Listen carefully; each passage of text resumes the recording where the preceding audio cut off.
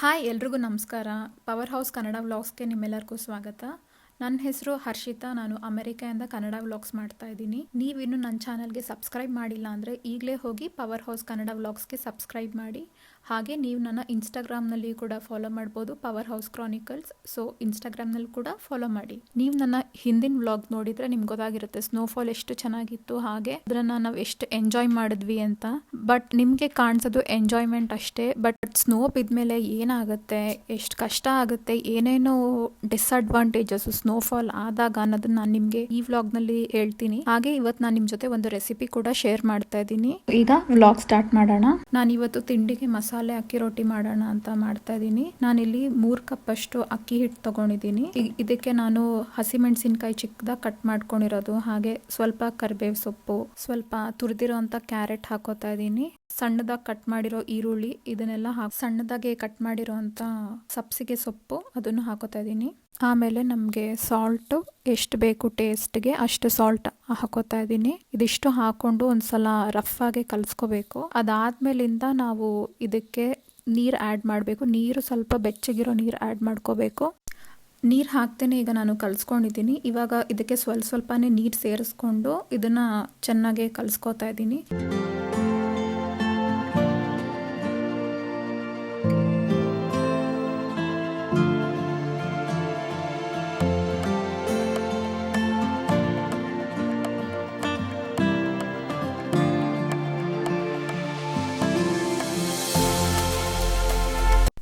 ಕಲ್ಸ್ಕೊಂಡಿರೋ ಹಿಟ್ಟನ್ನ ಒಂದು 10 ನಿಮಿಷ ಹಾಗೆ ಬಿಡಬೇಕು. ಇಲ್ಲಿ ನಾನು ಇವಾಗ ಪಾರ್ಚ್ಮೆಂಟ್ ಪೇಪರ್ ತಗೊಂಡಿದ್ದೀನಿ. ಈ ಪಾರ್ಚ್ಮೆಂಟ್ ಪೇಪರ್ ಮೇಲೆ ನಾನು ರೊಟ್ಟಿನ ತಟ್ಬಿಟ್ಟು ಇದನ್ನ ಹೆಂಚ್ ಮೇಲೆ ಹಾಕಿ ಬೇಯಿಸ್ತೀನಿ. ಈಗ ಸ್ವಲ್ಪ ಎಣ್ಣೆ ಹಾಕೋತಾ ಇದ್ದೀನಿ. ಇದ್ರ ಮೇಲೆ ಎಣ್ಣೆ ಸ್ವಲ್ಪ ಜಾಸ್ತಿನೇ ಹಾಕೊಂಡ್ರು ಪರವಾಗಿಲ್ಲ, ಅವಾಗ ರೊಟ್ಟಿ ಏನು ತಟ್ಟಿರ್ತೀವಿ ಅದು ಈ ಪೇಪರ್ಗೆ ಅಂಟ್ಕೊಳ್ಳೋದಿಲ್ಲ. ಅದಕ್ಕೆ ಜಾಸ್ತಿ ಎಣ್ಣೆ ಹಾಕ್ತಾ ಇದ್ದೀನಿ. ನಾನು ಇಲ್ಲಿ ಅವಕ್ಯಾಡೋ ಆಯಿಲ್ ಯೂಸ್ ಮಾಡ್ತಾ ಇದ್ದೀನಿ. ಈಗ ಕಲಸಿರುವಂಥ ಹಿಟ್ಟಲ್ಲಿ ನಾವು ಒಂದು ದಪ್ಪ ಉಂಡೆ ಥರ ತಗೊಂಡು ಅದನ್ನ ಈಗ ಈ ಪಾರ್ಚ್ಮೆಂಟ್ ಪೇಪರ್ ಮೇಲೆ ಎಣ್ಣೆ ಹಾಕೊಂಡಿದ್ದೀವಲ್ಲ ಅದ್ರ ಮೇಲೆ ಈಗ ನಾನು ನಿಧಾನಕ್ಕೆ ತಟ್ತಾ ಹೋಗ್ತೀನಿ. ಈ ರೊಟ್ಟಿನ ನಾವು ಹೆಂಚ್ ಮೇಲೂ ಡೈರೆಕ್ಟಾಗಿ ಹಾಗೆ ತಟ್ಕೋಬಹುದು. ಬಟ್ ಇದು ತುಂಬಾ ಈಸಿ ಮೆಥಡ್, ನಾನು ಇದನ್ನೇ ಫಾಲೋ ಮಾಡೋದು. ಅಥವಾ ಲಟ್ಟಿಸ್ಬಿಟ್ಟು ಮಾಡ್ಬೋದು. ಲಟ್ಸೋದು ಒಂದೊಂದ್ಸಲ ರೊಟ್ಟಿ ಲಟ್ಟಿಸ್ಬೇಕಾದ್ರೆ ಕಿತ್ತೋಗುತ್ತೆ. ಇದರಲ್ಲಿ ಏನೂ ಕಟ್ಟಾಗೋದಿಲ್ಲ ರೊಟ್ಟಿ, ಈಸಿಯಾಗಿ ಪಾರ್ಚ್ಮೆಂಟ್ ಪೇಪರಿಂದ ಅದು ಬರುತ್ತೆ.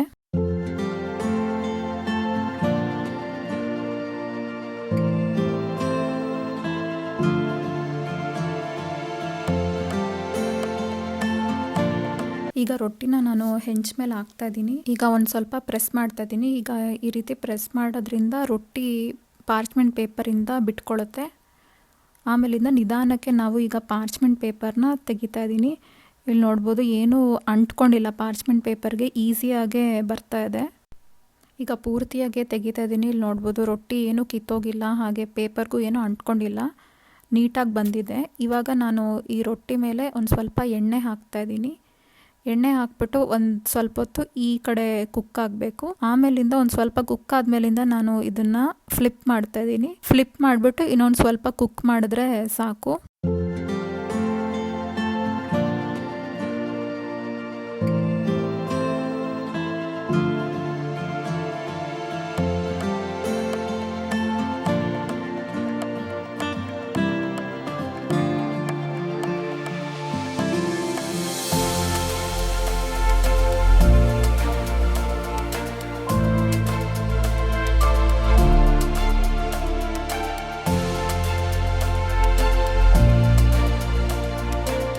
ಈಗ ತಿಂಡಿ ರೆಡಿ ಆಗಿದೆ.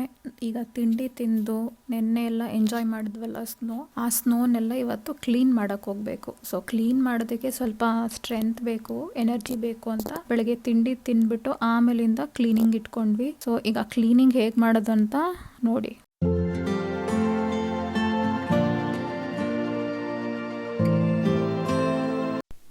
ಕಾರ್ ಕ್ಲೀನ್ ಮಾಡ್ತಾ ಇದ್ದೀನಿ. ನಾವು ಸ್ನೋ ಬೀಳೋದಿಲ್ಲ ಅಂತ ಅನ್ಕೊಂಡಿದ್ವಿ, ಹಾಗಾಗಿ ಈ ಕಾರ್ನ ಒಳಗಡೆ ನಿಲ್ಸಿರ್ಲಿಲ್ಲ. ನಮ್ದು ಇನ್ನೊಂದು ಕಾರ್ನ ಗರಾಜ್ ಒಳಗಡೆನೆ ನಿಲ್ಸಿದ್ವಿ. ಇಲ್ಲಿ ಆಲ್ಮೋಸ್ಟ್ 3 years ಇಂದ ನಾವು ಈ ಸಿಟಿನಲ್ಲಿ ಇದ್ದೀವಿ. ಪ್ರತಿ ವರ್ಷನೂ ಸ್ನೋ ಪ್ರಿಡಿಕ್ಷನ್ಸ್ ಅಂತ ಇರುತ್ತೆ, ಬಟ್ ಸ್ನೋ ಬೀಳೋದಿಲ್ಲ.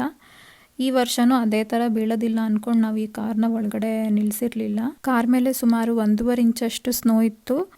ಇದು ಅಷ್ಟೊಂದೇನು ಕಷ್ಟ ಅನಿಸಲಿಲ್ಲ ಕಾರ್ ಕ್ಲೀನ್ ಮಾಡೋದು, ಸ್ವಲ್ಪ ಬೇಗನೆ ಕ್ಲೀನ್ ಆಯಿತು. ಆದರೆ ಡ್ರೈವೇ ಕ್ಲೀನ್ ಮಾಡೋದಕ್ಕಂತೂ ತುಂಬಾ ಟೈಮ್ ಹಿಡಿತು. ಇಲ್ಲಿ ನೋಡ್ಬೋದು, ನಾನು ಇದನ್ನು ಇಲ್ಲಿ ಶವಲಲ್ಲಿ ಕ್ಲೀನ್ ಮಾಡ್ತಾ ಇದ್ದೀನಿ. ಶವಲಲ್ಲಿ ತುಂಬಿಕೊಂಡು ಆ ಕಡೆಗೆ ಹಾಕ್ತಾ ಇದ್ದೀನಿ.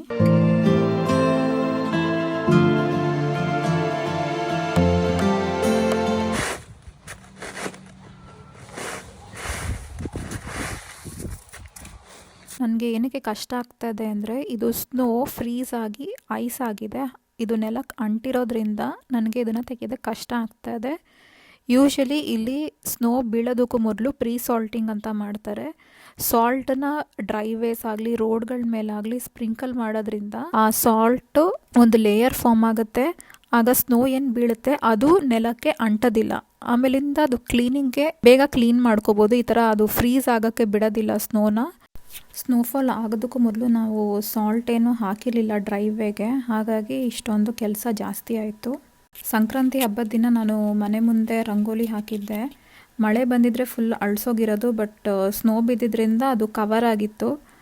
ಈಗ ಸ್ನೋ ಎಲ್ಲ ತೆಗೆದ್ಮೇಲೆ ಈ ಥರ ಕಾಣಿಸ್ತಾ ಇದೆ. ಸ್ನೋ ಕ್ಲೀನ್ ಮಾಡೋದಕ್ಕೆ ಇಲ್ಲಿ ಕೆಲಸದವರು ಸಿಗೋದಿಲ್ವಾ ಅಂತಂದರೆ ಸಿಗ್ತಾರೆ. ನಮ್ಮ ಕಮ್ಯುನಿಟಿ ಗ್ರೂಪ್ನಲ್ಲಿ ತುಂಬ ಜನ ಕೋಟ್ಸ್ ತೊಗೊಂಡಿದ್ರು ಕ್ಲೀನಿಂಗ್ಗೆ ಎಷ್ಟು ಚಾರ್ಜ್ ಮಾಡ್ತಾರೆ ಅಂತ. ಸೊ ಅವರು ಹೇಳಿದ ಪ್ರಕಾರ ಆಲ್ಮೋಸ್ಟ್ $150 ಚಾರ್ಜ್ ಮಾಡ್ತಾಯಿದ್ರು ಡ್ರೈವೇಸ್ ಕ್ಲೀನ್ ಮಾಡೋದಕ್ಕೆ. Usually $30 to $50 per hour charge ಮಾಡ್ತಾರೆ ಕ್ಲೀನ್ ಮಾಡೋದಕ್ಕೆ. ಬಟ್ $150 ತುಂಬಾ ಜಾಸ್ತಿ ಆಯಿತು. ಅದಕ್ಕೆ ನಾವೇ ಕ್ಲೀನ್ ಮಾಡ್ತಾಯಿದ್ದೀವಿ. ಜಸ್ಟ್ ಸ್ನೋ ಕ್ಲೀನ್ ಮಾಡ್ಕೊಳ್ಳೋದು ಒಂದೇನಾ ಕಷ್ಟ ಅಂತ ಅಂದರೆ ಇಲ್ಲ, ಇದು ತುಂಬಾ ಮೈನರ್ ಅಂತ ಹೇಳ್ಬೋದು. ಕ್ಲೀನಿಂಗ್ ಅನ್ನೋದು ಏನು ತುಂಬ ಕಷ್ಟ ಅಲ್ಲ. ಅದು ಬಿಟ್ಟು ಬೇರೆ ಇನ್ನೇನಾಗ್ಬೋದು ಅಂದರೆ, ಸ್ನೋಫಾಲ್ ಆಗಿದ್ದ ದಿನ ಸ್ಕೂಲೆಲ್ಲ ಕ್ಲೋಸ್ ಮಾಡಿರ್ತಾರೆ. ಸ್ನೋ ಸ್ಟಾರ್ಮ್ ಅಂತ ಬಂದರೆ ಆಫೀಸ್ಗಳು ಕ್ಲೋಸ್ ಆಗಿರುತ್ತೆ, ಅಂದರೆ ವರ್ಕ್ ಫ್ರಮ್ ಹೋಮ್ ಇರುತ್ತೆ. ಅದಾಗಿದ್ದು ಒಂದು 2 ದಿನವೂ ಒಂದೊಂದ್ಸಲ ರಜಾ ಇರುತ್ತೆ. ಯಾಕೆಂದರೆ ಪಾರ್ಕಿಂಗ್ ಲಾಟ್ ಎಲ್ಲ ಇನ್ನೂ ಕ್ಲಿಯರ್ ಆಗಿರೋದಿಲ್ಲ ಸ್ನೋಯಿಂದ. ಪೆಡೆಸ್ಟ್ರಿಯನ್ಸು ಸೈಡ್ ವಾಕ್ ಮೇಲೆ ವಾಕ್ ಮಾಡಬೇಕಾದ್ರೆ, ಹಾಗೆ ರೋಡ್ ಮೇಲೆ ವಾಕ್ ಮಾಡಬೇಕಾದ್ರೆ ಇದು ನೆಲ ಏನಿರುತ್ತೆ ಅದು ಐಸ್ ಇರೋದ್ರಿಂದ ತುಂಬಾ ಸ್ಲಿಪ್ಪರ್ ಇರುತ್ತೆ, ಸ್ಕಿಡ್ ಆಗುತ್ತೆ. ಹಾಗೆ ಜಾರ್ ಬೀಳೋ ಚಾನ್ಸಸ್ ತುಂಬಾ ಜಾಸ್ತಿ ಇರುತ್ತೆ. ಬಿದ್ದರೆ ಇಂಜುರಿ ಕೂಡ ಆಗುತ್ತೆ. ಹಾಗೆ ಬಹಳ ಹೊತ್ತು ಕೋಲ್ಡ್ ವೆದರ್ಗೆ ಎಕ್ಸ್ಪೋಸ್ ಆಗೋದ್ರಿಂದ ಫ್ರಾಸ್ಟ್ ಬೈಟ್ ಕೂಡ ಆಗುತ್ತೆ. ಈ ಫ್ರಾಸ್ಟ್ ಬೈಟ್ ಆದಾಗ ನಮ್ಮ ಸ್ಕಿನ್ ಕಲರ್ ಎಲ್ಲ ಚೇಂಜ್ ಆಗುತ್ತೆ. ಈ ರೀತಿ ನಮ್ನೆಸ್ ಇರುತ್ತೆ, ಏನೂ ಸೆನ್ಸೇಷನ್ ಇರೋದಿಲ್ಲ. ಇದನ್ನು ಮೈಲ್ಡಾಗಿ ಫ್ರಾಸ್ಟ್ ಬೈಟ್ ಆಗಿದ್ರೆ ಅದು ವಿತಿನ್ ಫ್ಯೂ ಡೇಸ್ ಕಡಿಮೆ ಆಗುತ್ತೆ. ತುಂಬ ಸೀರಿಯಸ್ ಆಗಿದ್ರೆ ಅದಕ್ಕೆ ಟ್ರೀಟ್ಮೆಂಟ್ ತೊಗೋಬೇಕಾಗುತ್ತೆ. ಸ್ನೋಫಾಲ್ ತುಂಬ ಆದಾಗ ಫ್ರೀವೇಸ್ ಎಲ್ಲ ಕ್ಲೋಸ್ ಮಾಡಿರ್ತಾರೆ. ಅದನ್ನು ನಮಗೆ ಮೊದಲೇ ರೇಡಿಯೋನಲ್ಲಿ ಅನೌನ್ಸ್ ಮಾಡಿರ್ತಾರೆ. ಹಾಗೆ ವೆದರ್ ಆ್ಯಪ್ಸಲ್ಲಿ ಕೂಡ ಅಪ್ಡೇಟ್ ಮಾಡಿರ್ತಾರೆ. ಸೊ ರೋಡ್ ಕ್ಲೋಸ್ ಆದಾಗ ನಾವು ಟ್ರಾಫಿಕಲ್ಲೇ ಇರಬೇಕಾಗತ್ತೆ ಸ್ನೋಫಾಲ್ ಆದಾಗ. ಆಕ್ಸಿಡೆಂಟ್ಸ್ ಆಗೋದನ್ನು ಅವಾಯ್ಡ್ ಮಾಡೋದಕ್ಕೋಸ್ಕರ ರೋಡೆಲ್ಲನೂ ಬ್ಲಾಕ್ ಮಾಡಿರ್ತಾರೆ ಸ್ನೋಫಾಲ್ ಜಾಸ್ತಿ ಆದಾಗ. ಫ್ರೀವೇ ಎಲ್ಲ ಕ್ಲೋಸ್ ಇರುತ್ತೆ. ಬಟ್ ನಾರ್ಮಲ್ ಸಿಟಿ ರೋಡ್ಸ್ ಏನಿದೆ ಅಲ್ಲಿ ಕೂಡ ಮೈನರ್ ಆಕ್ಸಿಡೆಂಟ್ಸ್ ಅಂತದ್ದು ಆಗ್ತಾ ಇರುತ್ತೆ. ಬಿಕಾಸ್ ಸ್ಕಿಡ್ ಆಗುತ್ತೆ ಡ್ರೈವ್ ಮಾಡಬೇಕಾದ್ರೆ. ಹಾಗಾಗಿ ಇಲ್ಲಿ ವಿಂಟರ್ ಟೈರ್ಸ್ ಅಂತ ಯೂಸ್ ಮಾಡ್ತಾರೆ. ಜಾಸ್ತಿ ಸ್ನೋ ಬೀಳೋ ಕಡೆ ಆಲ್ಮೋಸ್ಟ್ ಟೈರ್ ಅವರು ಚೇಂಜ್ ಮಾಡ್ಕೋತಾರೆ ಅಕಾರ್ಡಿಂಗ್ ಟು ದಿ ಸೀಸನ್. ಅಥವಾ ಸ್ನೋಫಾಲ್ ಆಗಿರೋ ಕಡೆ ಡ್ರೈವ್ ಮಾಡ್ತೀವಿ ಅಂದರೆ ಸ್ನೋ ಚೇನ್ಸ್ ಅಂತ ಹಾಕೋತಾರೆ ಅವರ ಕಾರ್ ಟೈರ್ಸ್ಗೆ. ನಾವೀಗ ಕಾರ್ನ ಡ್ರೈವೇಯಿಂದ ಆಚೆ ತೆಗೆದ್ಬಿಟ್ಟು ಉಳಿದಿರೋ ಸ್ನೋನು ಕ್ಲೀನ್ ಮಾಡೋಣ ಅಂದ್ಬಿಟ್ಟು ಕ್ಲೀನ್ ಮಾಡ್ತಾ ಇದ್ದೀವಿ. ಈ ಫುಲ್ ಡ್ರೈವೇ ಕ್ಲೀನ್ ಮಾಡೋದಕ್ಕೆ ಆಲ್ಮೋಸ್ಟ್ 1.5 ಅವರಿಂದ 2 hours ಟೈಮ್ ಬೇಕಾಯಿತು. ಸ್ನೋ ತುಂಬಾ ಅಂಟ್ಕೊಂಡು ಬಿಟ್ಟಿದ್ದರಿಂದ ನಮಗೆ ಕ್ಲೀನ್ ಮಾಡೋದಕ್ಕೆ ತುಂಬಾ ಕಷ್ಟ ಆಯಿತು. ನಿನ್ನೆ ಸ್ನೋಫಾಲ್ ಆದಾಗ ಎಷ್ಟು ಬ್ಯೂಟಿಫುಲ್ಲಾಗಿ ಕಾಣಿಸ್ತಾ ಇತ್ತು, ವಿಂಟರ್ ವಂಡರ್ಲ್ಯಾಂಡ್ ಅಂತೆಲ್ಲ ಅಂತ ಅನ್ನಿಸ್ತಾ ಇತ್ತು. ಆದರೆ ಇವಾಗ ಸ್ನೋ ಮೆಲ್ಟ್ ಆಗಿದೆ. ನೆಕ್ಸ್ಟ್ ಡೇ ಮಾರ್ನಿಂಗ್ ಮೆಲ್ಟ್ ಆಗಿಬಿಟ್ಟು ನೀರಾಗಿ ಹರಿತಾ ಇದೆ ರೋಡಲ್ಲೆಲ್ಲ. ಎಷ್ಟು ಕೆಟ್ಟದಾಗಿ ಕಾಣಿಸ್ತದೆ ನೋಡಿ. ಎಷ್ಟು ಚೆನ್ನಾಗಿತ್ತು ನೆನ್ನೆ ಸ್ನೋ, ಈಗ ಮೆಲ್ಟ್ ಆಗಿಬಿಟ್ಟು ಅದ್ರ ಮೇಲೆ ಕಾರ್ಸ್ ಎಲ್ಲ ಓಡಾಡಿ ಫುಲ್ ಗಲೀಜಾಗಿ ಕಾಣಿಸ್ತಾ ಇದೆ ರೋಡ್ ಎಲ್ಲಾನು. ನಾವು ಜಸ್ಟ್ ಡ್ರೈವೇ ಮಾತ್ರ ಕ್ಲೀನ್ ಮಾಡಿದ್ವಿ. ಇಲ್ಲಿ ನಮ್ಮ ಮನೆ ಪಕ್ಕದಲ್ಲಿರೋ ಜಾಗ ಅಲ್ಲೆಲ್ಲನೂ ಸ್ನೋ ಹಾಗೆ ಇತ್ತು. ಅದು ಒಂದು 4 days ಆದಮೇಲೆ ಮೆಲ್ಟ್ ಆಯಿತು. ಅಲ್ಲೆಲ್ಲ ಕ್ಲೀನ್ ಮಾಡೋಕ್ಕಾಗಲಿಲ್ಲ ನಮಗೆ. ಮತ್ತು ಅಲ್ಲಿ ಯಾರೂ ಓಡಾಡೋದಿಲ್ಲ ಆ ಕಡೆ ಅಂದ್ಬಿಟ್ಟು ನಾವಿಲ್ಲಿ ಡ್ರೈವೇಲಿ ಓಡಾಡ್ತೀವಿ. ಕಾರ್ ಆಚೆ ತೆಗಿಬೇಕು, ಹಾಗಾಗಿ ನಾವು ಡ್ರೈವೇ ಮಾತ್ರನೇ ಕ್ಲೀನ್ ಮಾಡ್ಕೊಂಡ್ವಿ. ಅಮೆರಿಕಾನಲ್ಲಿ ಕೆಲವೊಂದು ಸ್ಟೇಟ್ಸಲ್ಲಿ ಯಾವಾಗ್ಲೂ ಸ್ನೋಫಾಲ್ ಅನ್ನೋದು ಆಗ್ತಾನೆ ಇರುತ್ತೆ. ಆ ಸ್ಟೇಟ್ಸ್ ಎಲ್ಲ ಪ್ರಿಪೇರ್ ಆಗಿರ್ತಾರೆ ಅವರ ರೋಡ್ಸ್ನೆಲ್ಲ ಕ್ಲೀನ್ ಮಾಡೋದಕ್ಕಾಗಲಿ ಅಥವಾ ಮೊದಲೇ ಸಾಲ್ಟ್ ಹಾಕೋದಕ್ಕೆ. ಸಾಲ್ಟ್ ಜೊತೆ ಸ್ಯಾಂಡ್ ಕೂಡ ಹಾಕ್ತಾರೆ ರೋಡ್ ಮೇಲೆ. ಯಾಕೆ ಅಂದರೆ ಸ್ಯಾಂಡ್ ಹಾಕೋದ್ರಿಂದ ಸ್ಕಿಡ್ ಆಗೋದಿಲ್ಲ ಅಂತ ಅಂದ್ಬಿಟ್ಟು. ಜಾಸ್ತಿ ಸ್ನೋ ಅಕ್ಯುಮುಲೇಟ್ ಆದಾಗ ಈ ರೀತಿ ಕ್ಲೀನ್ ಮಾಡ್ತಾರೆ. ಸ್ನೋ ನೋಡೋದಕ್ಕೆ ಎಷ್ಟು ಬ್ಯೂಟಿಫುಲ್ ಆಗಿರುತ್ತೆ ಅಂತ ನಾನು ಹಿಂದಿನ ವ್ಲಾಗಲ್ಲಿ ತೋರಿಸಿದ್ದೆ. ಹಾಗೆ ಅದರ ಕಷ್ಟಗಳೇನು ಅನ್ನೋದನ್ನ ಈ ವ್ಲಾಗಲ್ಲಿ ಹೇಳೋದಕ್ಕೆ ಟ್ರೈ ಮಾಡಿದ್ದೀನಿ. ಹೋಪ್ ನಿಮ್ಮೆಲ್ರಿಗೂ ಈ ವ್ಲಾಗ್ ಇಷ್ಟ ಆಗಿದೆ ಅಂತ ಅನ್ಕೊಂಡಿದ್ದೀನಿ. ಇಷ್ಟ ಆಗಿದ್ರೆ ಲೈಕ್ ಮಾಡಿ, ಶೇರ್ ಮಾಡಿ, ಹಾಗೆ ಪವರ್ ಹೌಸ್ ಕನ್ನಡ ವ್ಲಾಗ್ಸ್ಗೆ ಸಬ್ಸ್ಕ್ರೈಬ್ ಆಗಿ. ಹಾಗೆ ನೀವು ನನ್ನ ಇನ್ಸ್ಟಾಗ್ರಾಮಲ್ಲೂ ಕೂಡ ಫಾಲೋ ಮಾಡ್ಬೋದು, ಪವರ್ ಹೌಸ್ ಕ್ರಾನಿಕಲ್ಸ್. ಮತ್ತೆ ಮುಂದಿನ ವ್ಲಾಗಲ್ಲಿ ಸಿಗ್ತೀನಿ. ಅಲ್ಲಿ ತನಕ ಎಲ್ಲ ಸೇಫ್ ಆಗಿರಿ, ಖುಷಿಯಾಗಿರಿ.